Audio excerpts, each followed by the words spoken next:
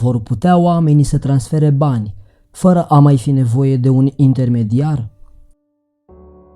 Va reuși încrederea dintre oameni să devină singurul garant al efectuării unor tranzacții? Vor reuși onestitatea, transparența și siguranța să guverneze datorită unei noi tehnologii? Este blockchain tehnologia care va revoluționa industria, guvernarea și întregul sistem financiar? Este foarte probabil să fie auzit deja despre blockchain și să aveți deja o apreciere fundamentală a potențialului său enorm. Dacă nu, atunci permiteți-mi să vă spun că aceasta este o tehnologie care a promis să modifice în mod pozitiv paradigmele existente în aproape toate industriile, dar fără a se limita însă la sectorul IT. Eu sunt Marius Popescu, iar pe acest canal o să descoperim împreună tehnologia blockchain și nu numai. Voi începe cu o serie de videoclipuri în care voi face o introducere în tehnologia blockchain, fundamentele sale tehnice, teoria din spatele acesteia și diverse tehnici care au fost combinate pentru a construi ceea ce este cunoscut astăzi ca blockchain. Vom începe cu pași mici, mai întâi cu lucruri generale despre tehnologia blockchain, evoluție și adopție, vom merge mai apoi la începuturile calculatorului și vom trece prin bazele teoretice ale sistemelor paralele și distribuite, vom vedea care este istoria blockchain, care sunt precursorii Bitcoin și abia în cele din urmă vom vorbi detaliat și despre tehnologia blockchain în sine. Veți afla ce este exact tehnologia blockchain și cum poate remodela afacerile, industriile multiple și, într-adevăr, viața de zi cu zi, aducând o multitudine de beneficii cum ar fi eficiența, economiile de costuri, transparența și securitatea. Vom explora de asemenea ce este tehnologia registrului distribuit sau DLT, descentralizarea, contractele inteligente și modul în care soluțiile tehnologice pot fi dezvoltate și implementate utilizând platforme de tip blockchain, cum ar fi de exemplu Ethereum. Vom investiga de asemenea ce provocări trebuie abordate înainte ca blockchain să devină o tehnologie mainstream. De asemenea, vom arunca o privire critică asupra blockchain-ului și vom vorbi despre limitările și provocările tehnologiei blockchain. Această abordare este o modalitate logică de înțelegere a tehnologiei blockchain, deoarece rădăcinile blockchain-ului sunt în sistemele distribuite și criptografie, care sunt cu mult mai vechi decât tehnologia în sine. Aceasta este o paradigmă de bază folosită în blockchain și trebuie să avem o înțelegere fermă a ceea ce sunt sistemele distribuite înainte de a putea discuta în detaliu despre blockchain. Personal îmi doresc să parcurgem cât mai multă cantitate de informații despre blockchain și să asimilăm progresiv cât mai multe cunoștințe cu putință. Așadar, să începem. Generalități despre blockchain. Blockchain a fost supranumit de către Nick Szabo protocolul lui Dumnezeu, pentru a sublinia importanța pe care o are pentru sistemul financiar, prin analogie cu sintagma particula lui Dumnezeu, care subliniază importanța bosonului Higgs pentru fizica modernă.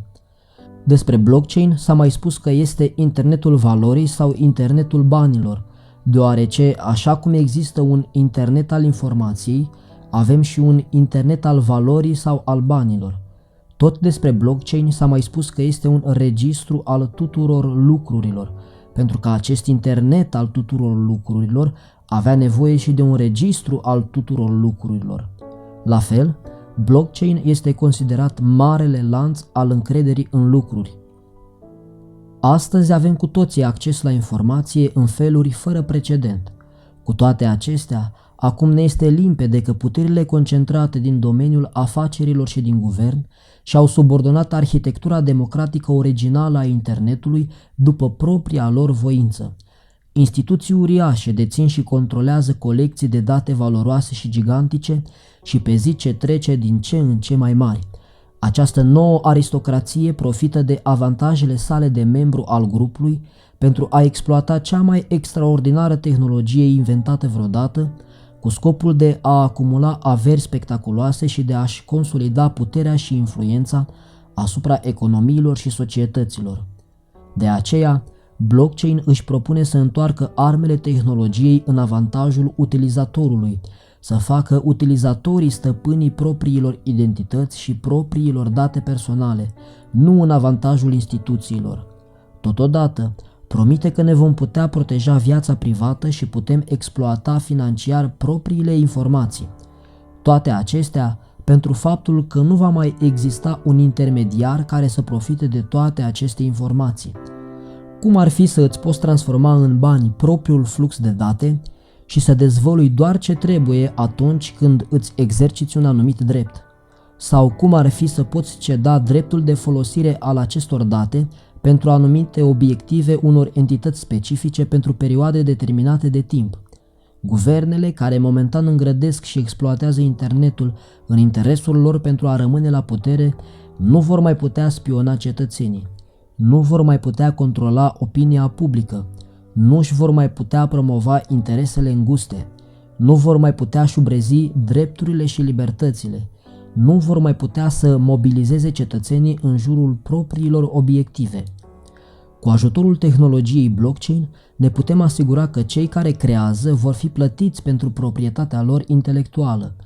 În loc să încercăm să soluționăm problema inegalității sociale prin redistribuirea bogăției, putem să începem să schimbăm felul în care este distribuită bogăția, felul în care este creată din start, în timp ce oamenii de pretutindeni pot să se bucure pe deplin a priori de bogăția pe care o creează. Acest nou protocol creează condițiile pentru desfășurarea unor colaborări bazate pe încredere. Creșterea tehnologiei blockchain. Odată cu inventarea Bitcoin în anul 2008, lumea a fost introdusă într-un nou concept care a revoluționat întreaga societate. Era ceva care promitea să aibă un impact asupra fiecărei industrii. Acest nou concept a fost blockchain, tehnologia care stă la baza Bitcoin.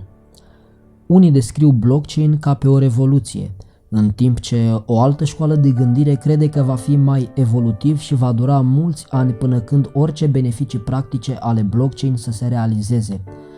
Această gândire este corectă într-o oarecare măsură, dar, după părerea mea, revoluția a început deja. Este o tehnologie care are un impact și asupra tehnologiilor actuale și are capacitatea de a le schimba la un nivel fundamental. Multe organizații proeminente din întreaga lume au trecut de la etapa de demonstrare a conceptului și dezvoltă deja sisteme de producție folosind tehnologia blockchain. Potențialul perturbator al blockchain a fost acum pe deplin recunoscut. De exemplu, finanțele descentralizate sau, în limba engleză, Decentralized Finance, sau cum veți auzi mai des prescurtarea DeFi, a apărut recent ca o nouă idee perturbatoare care urmărește descentralizarea sistemului financiar existent. De ce perturbatoare? Instituțiile bancare nu agrează această nouă tehnologie, deoarece odată cu ea băncile sunt scoase din schemă. Oamenii nu vor mai avea nevoie de un intermediar în efectuarea tranzacțiilor, iar băncile își simt oarecum sfârșitul aproape. De aceea, veți observa o serie de declarații oficiale sau știri în defavoarea criptomonedelor în general și se va încerca interzicerea lor pe diferite căi, cum ar fi blocarea conturilor celor care cumpără criptomonede sau, după cum probabil ați văzut sau ați auzit, de China, care tot banează Bitcoin în fiecare an din 2013 încoace. DeFi oferă indivizilor mult mai mult control asupra activelor lor, permițându-le să dețină și să își opereze pe deplin strategia financiară pe blockchain, fără a necesita intermediari, cum în cazul de față sunt băncile. O privire asupra potențialului DeFi poate fi văzută pe acest site. Un fapt remarcabil este valoarea totală blocată în sistem, care este de aproape 105 miliarde de dolari. Cu toate acestea, unele organizații sunt încă în etapa de explorare preliminară, deși se așteaptă să progreseze mai repede pe măsură ce tehnologia se maturizează. Progres spre maturitate.